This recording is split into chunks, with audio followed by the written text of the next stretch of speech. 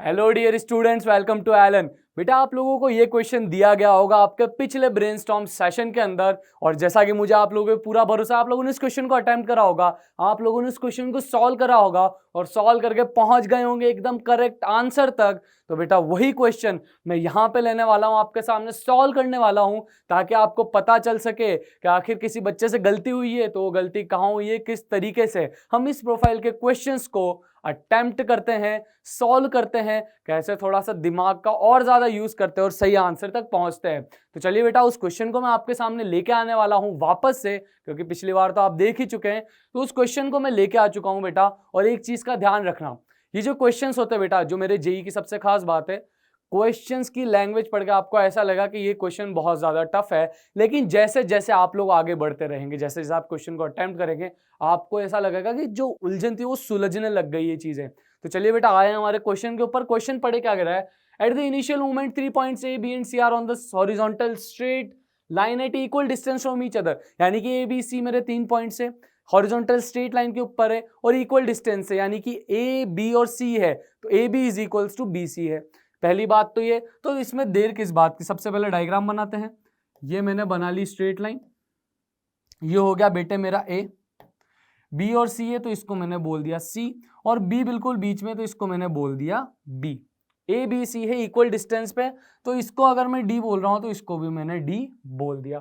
अगली चीज क्या बेटा, इसने कहा point A begins to move vertically upward with a constant velocity V. Point A को दिए कांस्टेंट वेलोसिटी वी, कहां पे, वर्टिकली अपवर्ड डायरेक्शन में। अब उसने और किसी के बारे में कुछ बोल रखा है क्या, बिल्कुल आगे पढ़े क्या है, and point C vertically downward direction without any initial velocity at a constant acceleration है।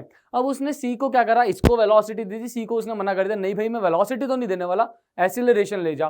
तो सी क्या है, कांस्टेंट एक्सीलरेशन ए के साथ में वर्टिकली डाउनवर्ड मूव कर रहा है, इनिशियल वेलोसिटी 0। हमसे आगे क्या बोला गया है बेटा, how should point B move vertically. अब मेरा जो पॉइंट बी है ना, वो वर्टिकली कैसे मूव करे, आगे का क्वेश्चन पढ़ेंगे क्या लिखा है, for all the 3 points to constantly be on one straight line. वो चाहता है कि बी इस तरीके से मूव करे हमारा कि जो ए बी सी है ये हमेशा स्ट्रेट लाइन पर रहे। तो हमें इसका बताना है, the points begins to move simultaneously. इस पॉइंट्स ने हमारे ए बी सी ने साइमल्टेनियसली मूव करना स्टार्ट करा। अब इस क्वेश्चन को समझते हैं कैसे मूव करे। तो हमें बेसिकली बताना है कि भाई क्या इनिशियल वेलोसिटी हम दे सकते हैं, क्या एक्सीलरेशन इसका होगा, ताकि जो कंडीशन मेरे क्वेश्चन में देना हो सेटिस्फाई कर जाए।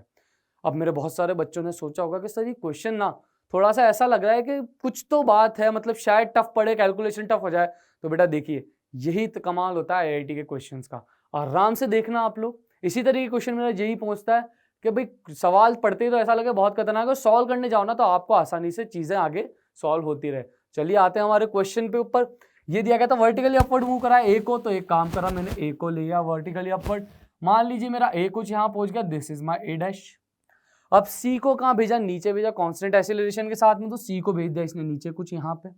अब इसने कहा है कि भैया इसको सी डैश बोलो, पहले तो नामकरण बिल्कुल करना चाहिए। अब इसने कहा है कि सर ना ए बी और सी स्ट्रेट लाइन में रहने चाहिए, तो एक काम करो ए और सी को मिला दो, फिर देखते हैं बी का क्या होगा। तो मैंने अगर ए और सी को मिला दिया, तो आप देखेंगे ये लाइन बी से क्रॉस नहीं हो रही, यानी कि ये तो बात डेफिनेट सी कि बी को चलना तो पड़ेगा, बी को मेरे चलना तो पड़ेगा। तो अब मैंने क्या करा, बी मान लो ऊपर चल गया, बी मेरा कहाँ गया, अपर चल गया। अब आप कहेंगे सर पक्का यही केस होगा, अरे बेटा मैथ्स से अगर हमने गलत भी अज्यूम करा होगा तो मैथ्स मेरी इसका जवाब आप लोगों को दे देगी, तो चिंता मत करो, क्वेश्चन सॉल्व करो। चलिए अब हम इस पे आगे, ये ए डैश हो गया, सी सी डैश हो गया, तो बी ने क्या बिगाड़ा, इसको भी बोल दो बी बी डैश। अब हम बात करते हैं ए कितना चला, ए मेरा कितना चला। अगर मैं इसकी बात करूं बेटा ए की, तो आप देखेंगे ए मेरा चलेगा वीटी के, सर ऐसा क्यों, एक्सीलरेशन 0।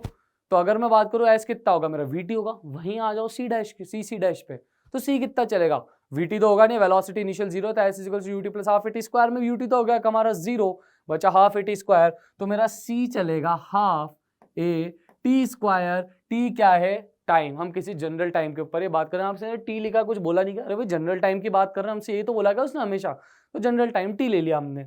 अब बात करो बी बी डैश की, सर ये कैसे चलेगा, क्या चलेगा, इसके बारे में आइडिया नहीं, तो इसको मान लेते ये हमारा चला एस, तो ये कितना चल गया बेटा मेरा, एस चल गया। चलिए सर ये बातें तो क्लियर होगी।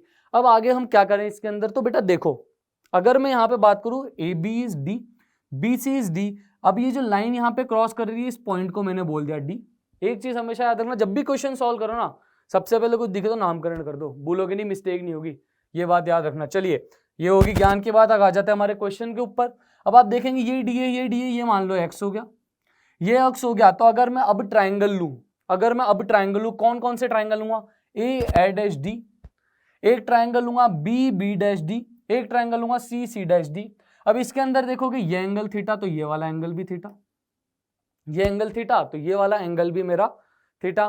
तो अब मैं देखूं तो बाय सिमिलर ट्राइंगल्स, कौन कौन से triangles? A dash D, B B dash D, C C dash D. So by using similar triangles I can say, मैं यहां लिख देता हूं बाय सिमिलर ट्राइंगल्स, मैं क्या लिख सकता हूं बेटा? This is V T, A dash D वाले ट्राइंगल में लिख सकता हूं V T upon D plus X. तो मैं लिख सकता हूं V T upon D plus X is equals to, मैं क्या लिख सकता हूं बेटा? इज इक्वल्स टू क्या हो जाएगा? S upon X, is equals to हो गया एस अपॉन एक्स। फिर नेक्स्ट चीज क्या आ गई मेरे बेटा? नेक्स्ट चीज आ गई मेरा सी सी डैश डी। इसके अंदर मैं क्या लिखूंगा? If this is total D, this is X, तो this will be D minus X without any tension. तो इसको लिख दो, ये कितना हो जाएगा बेटा? मेरे हो जाएगा हाफ ए टी स्क्वायर, और ये हाफ ए टी स्क्वायर, तो बेटा मेरा नीचे क्या आने वाला है? D minus x. तो ये मेरी चीजें निकल के आई है by using the similar triangles. अब इसको कैसे करा जाए? तो बेटा सबसे पहले हम फर्स्ट टू लेंगे, फिर हम नेक्स्ट टू लेंगे। तो बाय फर्स्ट टू में क्या कह सकता हूं? फर्स्ट टू को मैं लेने वाला हूं कंसिडरेशन में। फर्स्ट टू को कंसिडरेशन में लिया तो ये क्या हो जाएगा बेटा? We T upon D plus x. Next क्या दिया हुआ है मेरे बेटा? S upon x. तो अब क्या करोगे? अब एक काम करो, एक्स को भेज, एक काम करो, एस को नीचे ले आओ, एक्स को उधर भेज दो। तो मेरा एक्स वी टी के नीचे एस आ गया, तो क्या हो जाएगा मेरे बेटे? ये हो जाएगा वी टी बाय एस। अब क्या होगा? Is equals to D plus X ऊपर चल गया अपॉन एक्स से, तो ये होगा D plus X upon X. Sorry बेटा, ये एक्स आ जाएगा। अब इसको हम और अच्छे से सॉल्व करेंगे तो हम क्या कह सकते हैं बेटा? ये हो गया V T by S, D by X plus X by X, तो ये हो गया एक्स प्लस, सॉरी वन हो गया ये, तो ये हो जाएगा D by X plus one. और अच्छे से अगर मैं लिखूं तो मैं क्या लिख सकता हूं बेटा? D by X is equals to V T by S minus one. भाई प्लस इधर आते माइनस हो जाता है, बेसिक मैथ्स, गलती की संभावना नहीं है। इसको इक्वेशन वन बोल दो। ठीक है सर, ये इक्वेशन वन होगी। फर्स्ट टू से काम है क्या? नहीं भाई, जितनी मेहनत करी, इंफॉर्मेशन निकाले, सिमिलर ट्राइंगल, जितना दिमाग लगाया है, तो नेक्स्ट टू का कुछ तो इसका काम में लेंगे, वरना मजा नहीं आएगा भैया से। अगले दो को काम में लो। नेक्स्ट टू क्या? S by X is equals to half A T square minus D S. तो चलिए नेक्स्ट स्लाइड पे आ जाता हूं मैं।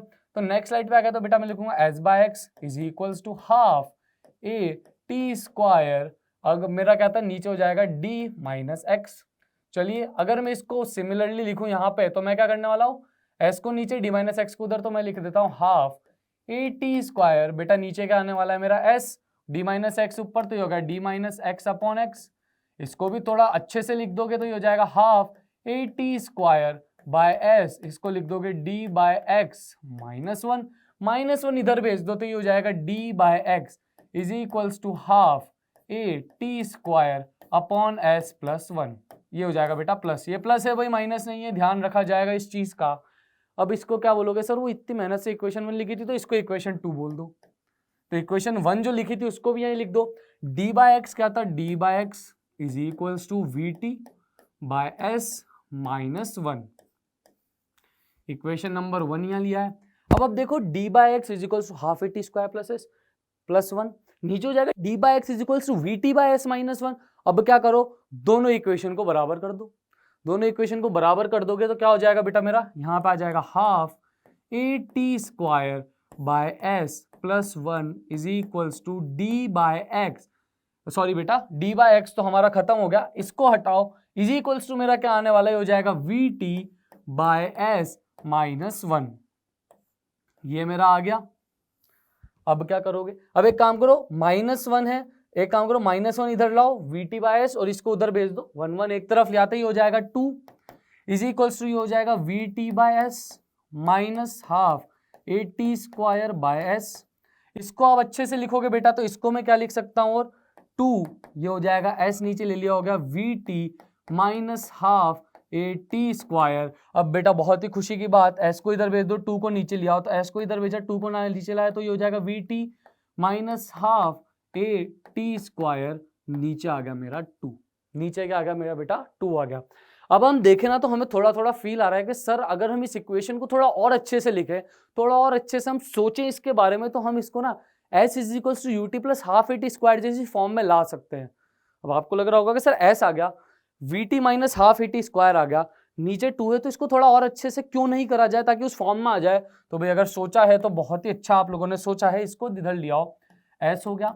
अब मैं क्या करता हूँ, vt बाई 2 होगा, ये क्या हो जाएगा vt बाई 2 माइनस ये कितना हो जाएगा 1 बाई 2 है सर, 2 और ले जाओ तो 1 बाय 4, ये कितना है बेटे मेरा 80 स्क्वायर। अब इसको थोड़ा और अच्छे से लिखोगे तो इसको लिख दो v बाई 2, ये हो जाएगा t माइनस 1 बाई 2, और इसको क्या लिख दो बेटा a बाई 2, ये हो गया t स्क्वायर। भाई इक्वेशन ना थोड़ी सी अच्छी बनती हुई दिख रही है। अब एक काम करो, s is equals to UT plus half AT square से ले लो, इसको हम कंपेयर करेंगे s is equals to UT, ये हो जाएगा UT plus half A T square से। अब जैसे ही बेटा आप कंपेयर करोगे ना, तो एक काम करो, ये जो माइनस दिख रहा है ना, इस माइनस को हटाओ, इसको लगाओ प्लस, इसको लगाओ प्लस, और माइनस अंदर भेज दो a के पास में। तो अब आप कंपेयर करोगे तो बेटा आपको क्या दिख रहा है कि sir initial velocity v by 2 आ रही है और प्लस में, यानी कि initial velocity is in vertically upward direction. Initial velocity कितनी है बेटा मेरी, वर्टिकली अपवर्ड डायरेक्शन में है। तो मैं यहां से कह सकता हूं v मेरा कितना आ गया, u बोले तो u मेरा कितना आ गया बेटा v बाई 2, v बाई 2 आ गया। अब मैं बात करूं मेरे एक्सीलरेशन की, तो acceleration is a by 2 in downward direction, minus a by 2 आ रहा है। तो एक्सीलरेशन कितना आ गया बेटा मेरा, acceleration is equals to minus a by 2। तो अगर मैं बात करूं तो मुझे इनिशियल वेलोसिटी कितनी देनी पड़ेगी a बाई 2, और मुझे एक्सीलरेशन कितना देना पड़ेगा माइनस a बाई 2। तो देखा बेटा इस क्वेश्चन के अंदर कैसे हमने चीजों को यूज करा, इतना टफ क्वेश्चन नहीं था, लैंग्वेज थोड़ी सी थी खतरनाक, लेकिन सॉल्व करा तो हम इसके सॉल्यूशन तक पहुंचे, और निकल के क्या है, इनिशियल वेलोसिटी आ गई v बाई 2 यानी कि in upward direction, positive direction, acceleration is equals to minus a by 2 in downward direction, यानी कि velocity and acceleration they both are in opposite direction. अगर हम इससे निचोड़ निकालें प्लस माइनस का, तो क्या हो जाएगा, velocity and acceleration they both are in opposite direction. अब आप ना देखिए, अब यह आप लोगों ने निकाल लिया, बेसिकली यही हमारा आंसर है कि अगर मेरे बी को मूव करना है, अगर मेरे बी को मूव करना है ताकि मेरे ए बी सी तीनों एक ही लाइन में रहे, तो बी को इनिशियल वेलोसिटी v बाई 2 देनी पड़ेगी और एक्सीलरेशन माइनस a बाई 2 देना पड़ेगा। तो बेटा यही हमारा आंसर है। और मैं वापस से सवाल पे आ जाऊं बेटा, वापस से सवाल पे आ जाना है कि बी पहले मान लीजिए ऊपर जाएगा, बी ऊपर जाएगा, फिर वापस मान लीजिए एस पे जाके इसको नीचे आना पड़ेगा। क्यों, क्योंकि वेलोसिटी है एक डायरेक्शन में, उसके जस्ट अपोजिट डायरेक्शन में है मेरा एक्सीलरेशन। तो ये था बेटा हमारा क्वेश्चन। और अगर मैं थोड़ी सी और आपसे एक्स्ट्रा बात करूं क्या, कि सर अगर ये ऊपर जाके नीचे आएगा तो फिर ये मान लीजिए कितनी हाइट पे जाके वापस नीचे आएगा, यानी कितना ऊपर जाके वापस नीचे आ जाएगा, एक्स्ट्रा चीज आपको मैं बता रहा हूं। तो अगर हम देखें, अगर मैं इसको एस बोलूं, तो अगर मैं एक काम करते हैं, इक्वेशन का यूज में लेते हैं क्या, V square is equals to U square plus 2s। तो हम लेंगे V square is equals to U square plus 2s। यहां पे देखिए मैं इसको सॉल्व कर रहा हूं बेटा, हमारा फाइनल v तो क्या होगा, 0 हो जाएगा, तो ये हो गया 0, ये क्या हो जाएगा वी स्क्वायर, v बाई 2 का स्क्वायर माइनस 2, ये s भी आएगा माइनस 2, a कितना है बेटा मेरा a बाई 2, माइनस मैंने पहले ले लिया और ये हो गया मेरा s। तो अगर आप यहाँ पे देखेंगे, तो s कितना निकल के आ जाएगा बेटा मेरा, ये हो जाएगा वी स्क्वायर बाय 4, और ये मेरा 2 से 2 कैंसिल हो गया, तो नीचे आ जाएगा 4 है। यानी कि मेरा जो s होगा, यानी कि जितना ये चलेगा एक डायरेक्शन में जितना चलेगा फिर घूम के आएगा, तो वो होगा s is equals to V square by 4a। इतना सा है बेटा, ये एक्स्ट्रा आपको बता दिया। मान लीजिए क्वेश्चन थोड़ा एक्सटेंशन हो जाए, उसने कहा कैसे चलेगा और कितना चलने के बाद वो उनकी डायरेक्शन चेंज करेगा, कब घूमेगा, तो ये चीज भी आप लोगों को यहाँ से पता चल जाएगी। V square equals to U square plus 2s हमने यूज में लिया है, वी स्क्वायर हमारा v बाई 2 हो जाएगा माइनस 2as, a था हमारा a बाई 2, 2 से 2 कैंसिल आउट हो गया, वी स्क्वायर बाय 4 हो गया, a नीचे आ गया, s is equals to V square by 4a। That's this question, that's this solution and that's the extra thing which I gave you. क्योंकि भाई सवाल है, एक्सटेंशन आ गया आपके, कुछ और भी चीज पूछ ली तो हम हर तरीके से रेडी रहें और हमारा दिमाग हर तरीके से खोल कर रखें। तो बेटा ये था आपका पूरा सॉल्यूशन। आई होप आप लोगों को ये क्वेश्चन एकदम क्लियर हुआ होगा। तो चलिए डियर स्टूडेंट्स, अब आप देखिए आपके ब्रेनस्टॉर्म का अगला क्वेश्चन और करिए उसको पूरी मेहनत के साथ में सॉल्व। तो बेटा चलिए देखिए आप अपना नेक्स्ट क्वेश्चन। Thank you.